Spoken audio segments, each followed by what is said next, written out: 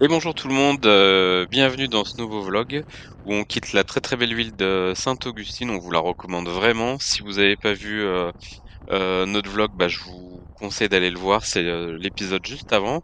Là, 1h30 de route et on se dirige vers le Kennedy Space Center, donc le centre spatial. On vous amène avec nous. Prendre à droite sur East Avenue Southwest.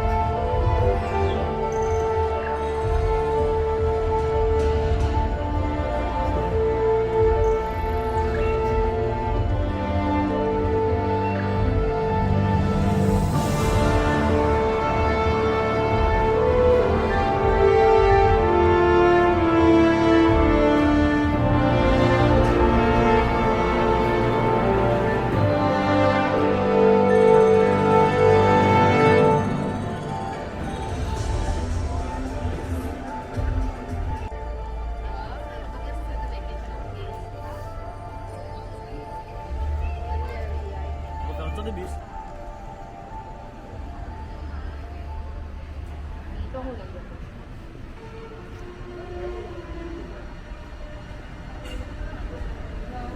Hello. Thank you.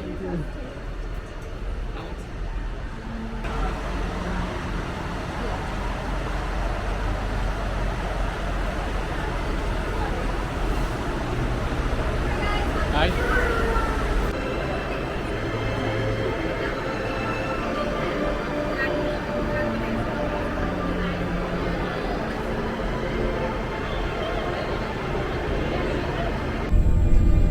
Now, the only thing I know about the X-37B is that it looks like a mini shuttle. It is unmanned, and it can and has stayed in orbit for over 600 days. Now, for the mission, that's the top secret part. They're not telling us anything about its mission. One of the other buildings Boeing is using to develop their CST-100 Starliner. Boeing Starliner is a commercial crew capsule for the commercial crew program. If you look on your left shortly, you will see what Boeing Starliner looks like. They have a mural on the side of their building. Boeing Starliner can hold up to 7 astronauts. Crew access on to launch pad 39A from the shuttle program. That white box on the end is called the white room. You will hear more about that in the next video. This white structure is a full-scale model of the launch abort system for the Orion capsule. If they need to get that Orion capsule off the rocket for any reason, that system is designed to shoot it away to safety. We have never had to use that system, and let's hope we never have to. Directly up ahead in front of us is launch pad 39A. Pad A is being used by SpaceX for their Falcon 9 and Falcon Heavy rockets. SpaceX is also making room at Pad A for their new rocket, the Starship. Artemis 1 was launched. Artemis 2 is due to launch late 2024. That tall gray structure on your left is a mobile launch platform for the SLS rocket. Now, as we turn left, you will be looking at high bays 1 and 3 on the vehicle assembly building. NASA builds their rockets on that mobile launch platform inside the vehicle assembly building. Now, they need to get that mobile launcher with the rocket out to the launch pad. That's the job of our crawler transporter. You're going to see one of our crawlers here shortly. Speed for marine spacecraft and head into space. Now, the weight room provides a contamination-free environment up next to the spacecraft, and as this affects its light, hence the white room. Makes sense. Now, how does the mobile launcher support? It's bound to be out here somewhere. Okay, we're coming up. One of our crawler transporters is coming up on our left. When I get up close to it, I'll stop for a few seconds so you can get some pictures. If you need to stand up while the bus is at a complete stop, that is fine. But please wait till the bus comes to a complete stop. Now, let me introduce you to my friend, John Giles, the crawler project manager. I'm standing in front of crawler transporter number 2 at Kennedy Space Center. Crawler transporter number 2 will be used for the SLS program to take the launch vehicle back and forth to the pad. We will begin by going underneath the mobile launcher. We'll pick it up, we'll take it over to the VAB. They'll then assemble the launch vehicle on top of the mobile launcher, and then we'll come back to the VAB to hold the weight of the crawler and the mobile launcher. And then below that is some hydraulically compacted sand that can support all the weight. This is the firing room. Launch control for the Apollo missions. This is not a mock-up. These are the very consoles we sat at when men first took off to fly to the moon. The tragedy of Apollo 1 had put us a year and a half behind. We were making up for it in one big leap, and we were doing it with a rocket that no man had ever flown before.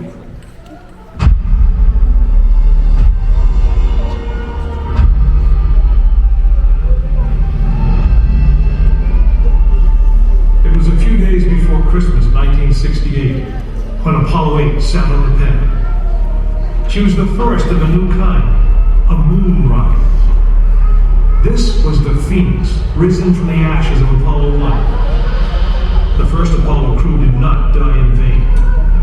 This was to be their testament.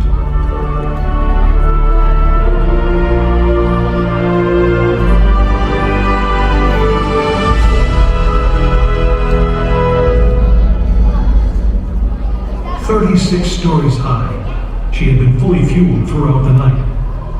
The liquid oxygen in her tanks caused ice to form on the outside of the craft. The extreme temperature differences between the air and the sub-zero fuel caused the metal skin of the rocket to expand and contract. Everyone who was on the pad agreed. It was as though the rocket was alive, breathing, straining at the leash. Earlier in the morning, astronauts Frank Borman, Jim Lovell, and Bill Anders had made their final preparations before taking that long ride out to the waiting spacecraft. The minimum safe distance from Saturn V at liftoff was 3 miles. The reason was simple. When fully fueled, the rocket contained the explosive power of an atomic bomb. As the clock counted down, the astronauts and all of us in launch control went through the pre-flight checks. Our hands on the controls of the most powerful, most complex machine ever built. It had over 2 million separate systems, and to bring these men back alive, everything had to work perfectly. Each individual system had been tested, but what we didn't know was how they would perform when all 2 million began to work together. That moment would come when the countdown clock reached 0.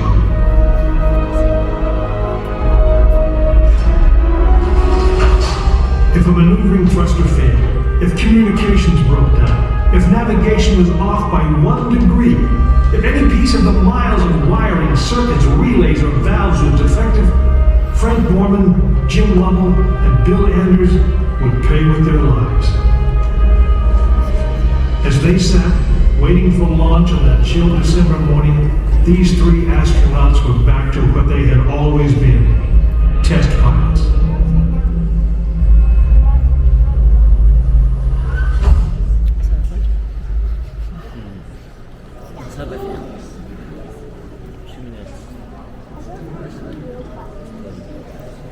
You are now in the final minutes before the launch of Apollo 8, right here where it actually happened.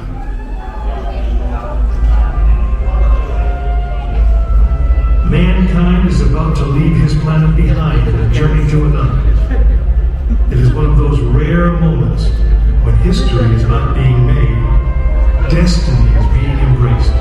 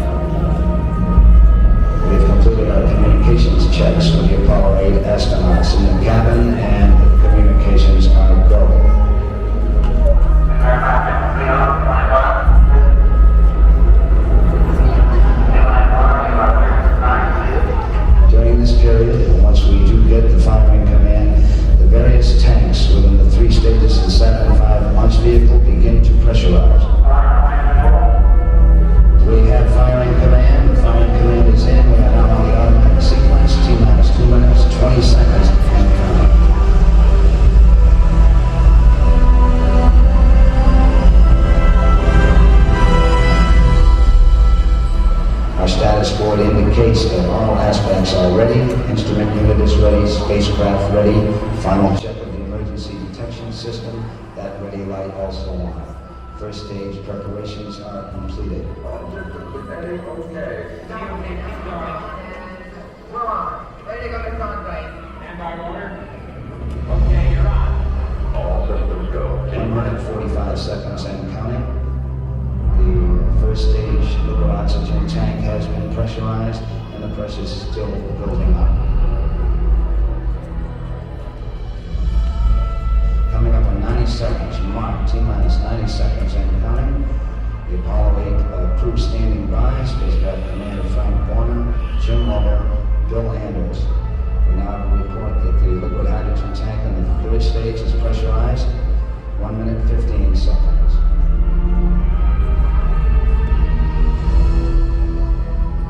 All third stage propellants pressurized at this time as we come up on a 60-second mark on a flight to the moon. T-minus 60 seconds and counting. The vehicle now is completely pressurized. We're coming up on a power transfer shortly.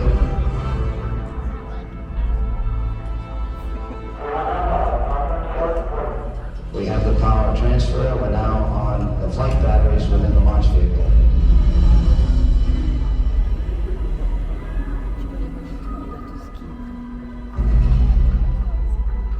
Final reports coming from Frank Borman at this time. Final look at the switch list aboard the spacecraft. 20 seconds, all aspects. We are still in roll at this time. T-minus 15, 14, 13, 12, 11, 10, 9. Ignition signal start. The engines are on. 4, 3.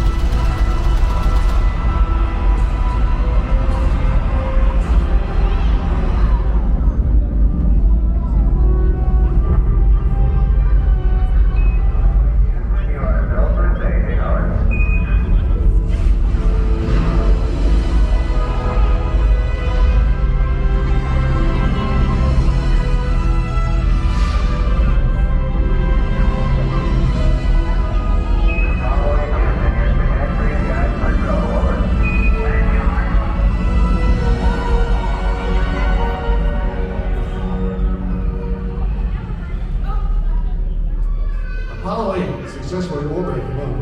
The astronauts returned safely to the Earth. I know. I'm Jim Lovell, and I was one of the crew of this spacecraft, Apollo 8. We were the first men to see the surface of the moon from just a few miles away. But it was the hundreds of thousands of men and women who worked with the team, and the millions of people who supported the mission that really made it possible. That way, I guess, we all went to the moon.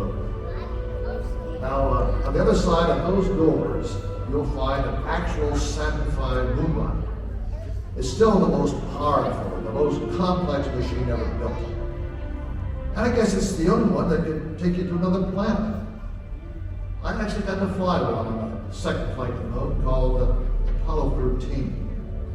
But that's another story.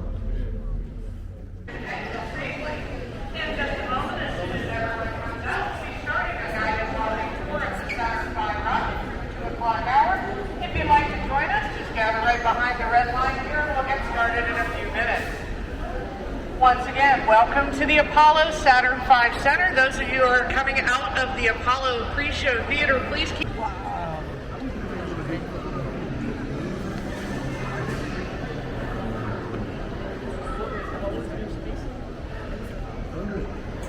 Understand that the Apollos will come back.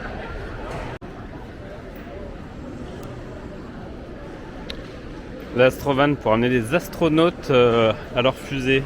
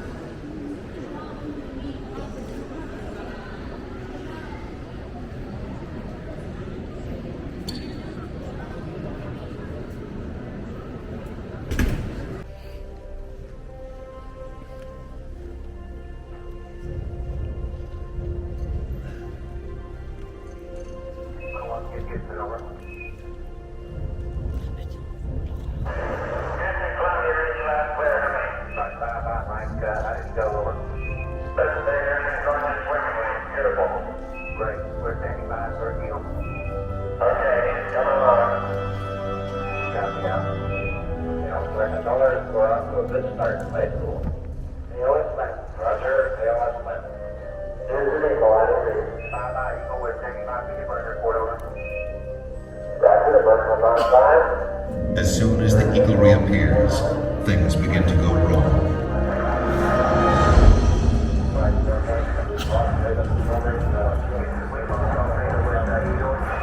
Radio communications break down. Messages to Eagle must be relayed through Mike Collins aboard the command module Columbia. Throughout the crucial final checks, contact with the Eagle keeps dropping out. And Flight Director Gene Kranz inches closer to aborting the mission.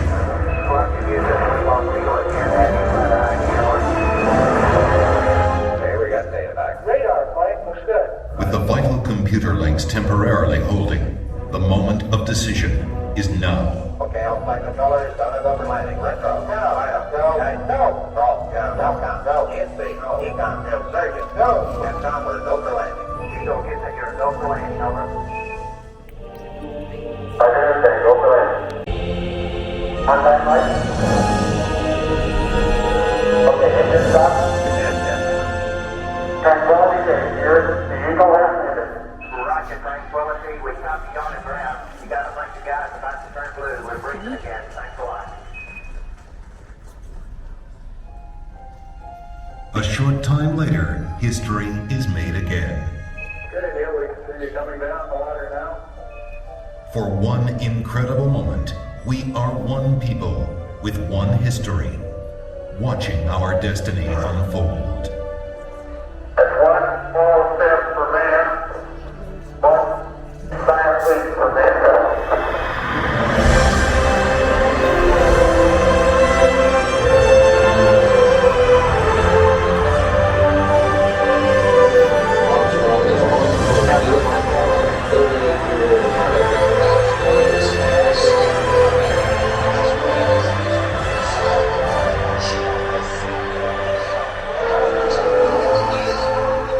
It was a moment shared by an entire world. Here, man, from the planet Earth, first step foot upon the land. It came indeed for all mankind. With these first steps, mankind stood on the highest ground, and we saw our planet as our home port in the endless ocean of space. There was something which was surprising to me that occurred as I was standing on the surface. Just after we had landed, I'd gone down, standing on the surface and looking at planet Earth for the first time. Seeing the beauty, seeing the finiteness of it, the limits of it, and realizing what a shame it was that people were confronting each other on that planet without realizing what it was doing to the planet. It was a very emotional moment for me. I actually shed a couple of tears. Something totally unexpected for an engineer fighter pilot to be crying quietly up there on the moon. Mankind had achieved a tenuous foothold in the heavens, and a new and exciting world lay waiting to be explored.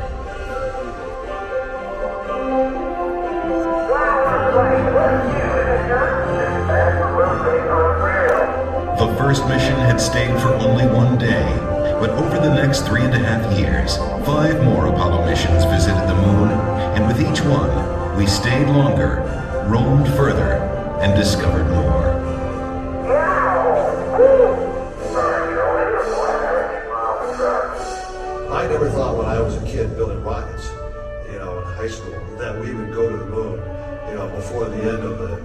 century. I mean, I thought that was something that was way in the future, fantasy. I was rolling on the moon one day. In every month of May. Look at the size of that rock. That is the best example we got. Just don't stub your toe. We've got to understand that as people, we need to stretch. We need to reach beyond our grasp. We need to strive to do things that seem impossible because in the accomplishment of them, we move society forward. Boy, isn't the beauty of this place is just absolutely incredible. One of the astronauts has said those hills that we climbed give our children and grandchildren a different perspective, that they see the mountains that we couldn't see. And so what we consider impossible, they're dreaming about. 3, 2, 1.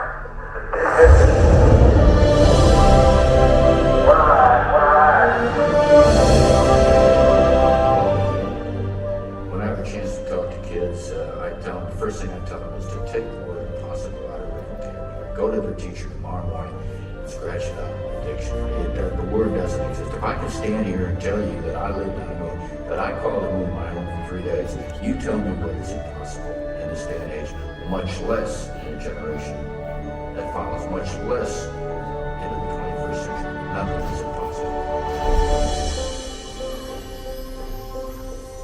I like exploring things, inventing. I would like to go up there and find out what's really up there. I would like to be an astronaut. I like to design rockets.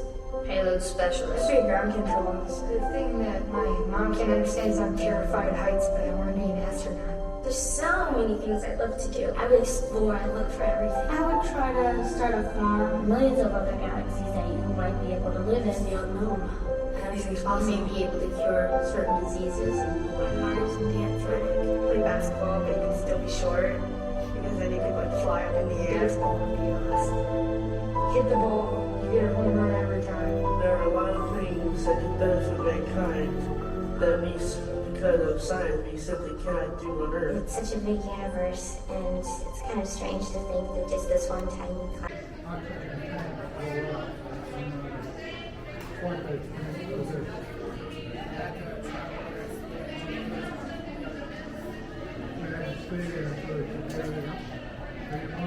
Tout le confort là-dedans quand même. Hein.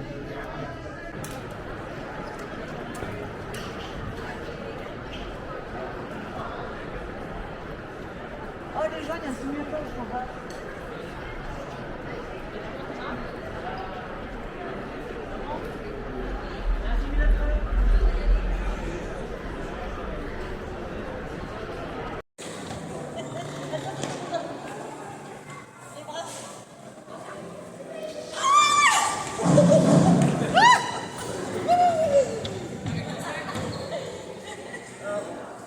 C'était comment? C'était drôle. C'est trop bien. Je vais pas prendre de tirer à la figure. C'est long. C'est long. Ça fait 3 heures, je t'attends. Par contre, t'as un astronaute en casquette? Really? Voilà. Ah bah oui. Il était où l'astronaute?